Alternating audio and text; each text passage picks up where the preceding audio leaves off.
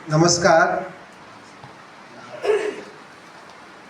अभी कुछ समय कलकत्ता में बिताने के बाद जब मैं यहाँ गाज़ियाबाद आया तो इस तरह का जो एक कार्यक्रम जिसकी सूचना मुझे मेरे मित्रों ने दी थी और अभी कथारंग का जो वार्षिक उत्सव मनाया गया तो उसमें भी मैं शामिल हुआ था। तो उसमें भी इस तरह के कार्यक्रम की सूचना मिली थी कि इस तरह का कार्यक्रम आयोजित किया जाता है हर महीने, और देख करके सचमुच बहुत अच्छा लगा, क्योंकि कहानीकारों के लिए इस तरह के मंच की बहुत कमी रहती है। देश भर में सबसे ज़्यादा जो है कवि सम्मेलन आयोजित किए जाते हैं, और मैं तो जहाँ रह करके आया कलकत्ता, वहाँ तो देखा मैंने कि दो तरह की परंपरा है कि एक तो मौलिक कवि जो है अपनी कविताएं पढ़ते हैं और दूसरे आवृत्तिकार आते हैं। आवृत्तिकारों को भी उतने ही सम्मान के साथ कविता पढ़ने के लिए बुलाया जाता है और वे अपनी पसंद की कविताएं, चाहे वो सुनील गंगोपाध्याय की हो कि और किसी कवि की कविता हो, उसको सुनाते हैं। और वहाँ एक मंच से 50-50, 60-60 कवि जो है कविता पढ़ करके जाते हैं। मैं जिस इलाके में रहता था, रविंद्र सदन का इलाका, रविंद्र सदन में 7-8 हॉल थे और कोई दिन ऐसा नहीं जाता था कि प्रत्येक हॉल में कोई कार्यक्रम न हो रहा हो, और हर हॉल में जो है लोगों की उपस्थिति रहती थी। लोग 100-100, 150-150, 200 किलोमीटर से जो है लोकल ट्रेन में सवार होकर के आते थे कि रविंद्र सदन में मुझे कविता सुनानी है, और अपनी कविता नहीं किसी और की कविता सुनानी। और ये जो एक आवृत्ति की वहाँ परंपरा थी है अभी भी, तो मैंने देखा वहाँ एक कविता अकादमी सरकार ने बनाई, जो शायद विश्व की दूसरी या तीसरी कविता एकेडमी होगी। कविता के नाम पर एकेडमियाँ नहीं बनती। तो उस कविता एकेडमी को मैंने देखा कि वो इस तरह से वार्षिक रूप से पुरस्कार देते हैं, तो कवियों को तो पुरस्कार देते ही हैं, आवृत्तिकारों को भी पुरस्कार देते हैं, अच्छे आवृत्तिकारों। और अभी चर्चा चली कि सब लोग जैसे कहानी कैसे सुनाई जाए, प्रस्तुतिकरण कैसा हो, तो वहाँ कविताएं सुनाने के लिए स्कूल स्थापित किए हुए हैं। बहुत सारे स्कूल वहाँ चलते हैं और वे उन स्कूलों में कविता कैसे सुनाई जाए ये सिखाया जाता है। और वे लोग मासिक रूप से अपने कार्यक्रम करते हैं और वार्षिक रूप से बड़े बड़े समारोह करते हैं। और जो वहाँ बड़े बड़े जो बांग्ला के फिल्मों के अभिनेता हैं, वे लोग भी जो है आवृत्ति करते हैं। ऐसे समारोह होते हैं कि वो लोग स्पेशली आते हैं और आवृत्ति करते हैं।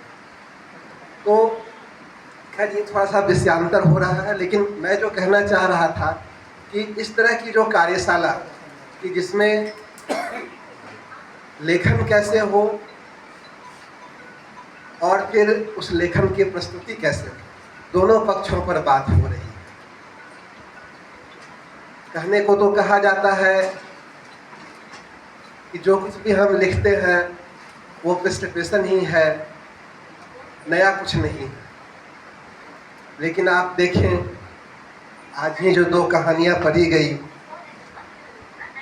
एक मंजूमन की द्रौपद और दूसरी विनय विक्रम जी की बुधनी की दिहाड़ी,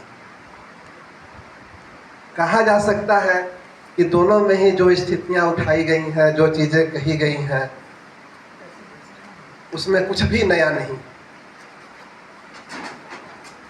कितने कथाकारों ने उस तरह की कहानियां लिखी हैं, इन विषयों को उठाया है, लेकिन फिर भी क्या कारण है कि एक कहानी जो है आपको लगता है कि ये तो सच नहीं हो सकता, और एक कहानी इतना ज़्यादा पृष्ठपोषित होते हुए भी लगता है कि ये तो बहुत सुंदर कहानी है, बहुत अच्छी कहानी है।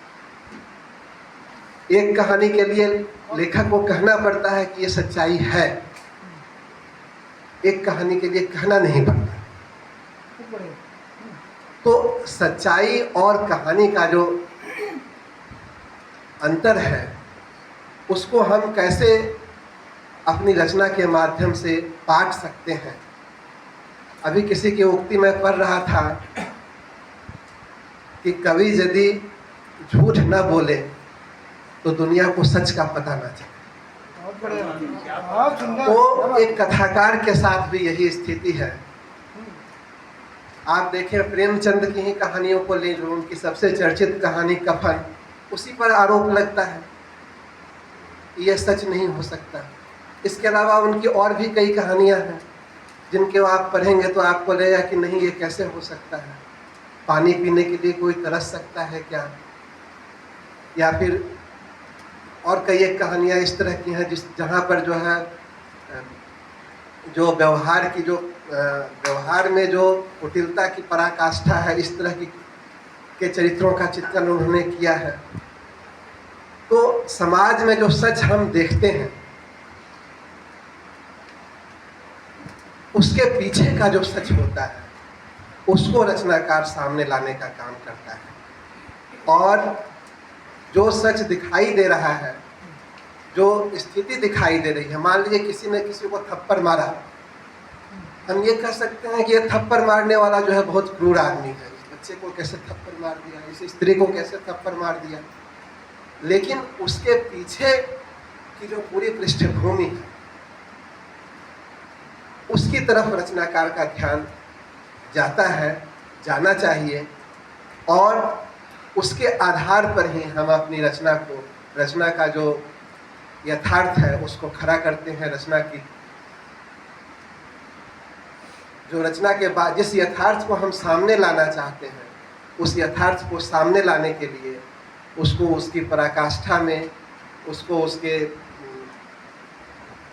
उसकी जो अंतिम परिणति है, जिसको कहा गया कि भाई क्लाइमेक्स जिसको कहते हैं, उस क्लाइमेक्स तक लाने के लिए, ताकि उस रचना से साधारण पाठक का जुड़ाव हो सके, उसके लिए उसमें कल्पना की कितनी छौंक लगाई जाए और किस तरह से लगाई जाए, ये एक ज़रूरी चीज़ होती है। और कभी कभी रचनाओं की मांग होती है कि उसको लंबा होना चाहिए, तो लंबा होना चाहिए तो उसको आप लंबा करें। यदि उसकी मांग नहीं है तो उसको लंबा न करें। लेकिन मंच की जो मांग होती है कि मंच से एक निर्धारित समय सीमा के भीतर की रचनाएं पढ़ी जाए, ताकि लोगों का तादाद में आपके साथ बना रहे। बहुत बढ़िया। ये अलग चीज़ है कि आप कुछ अच्छा लिखते हैं और आपको अवसर मिलता है, तो आप चाहते हैं कि एक प्रबुद्ध श्रोता वर्ग है तो हम उसको वो चीज़ सुनाएं।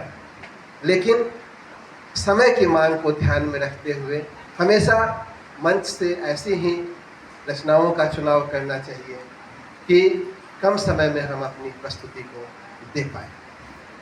तो इन्हीं शब्दों के साथ मैं अपनी बात समाप्त करना चाहूँगा और मुझे अच्छा लगेगा भविष्य में भी इस तरह मैं समय निकाल पाऊँ आपके इस कार्यक्रम में शामिल हो पाऊँ। बहुत बहुत धन्यवाद देवेश जी का। और समय की इन्होंने जो बात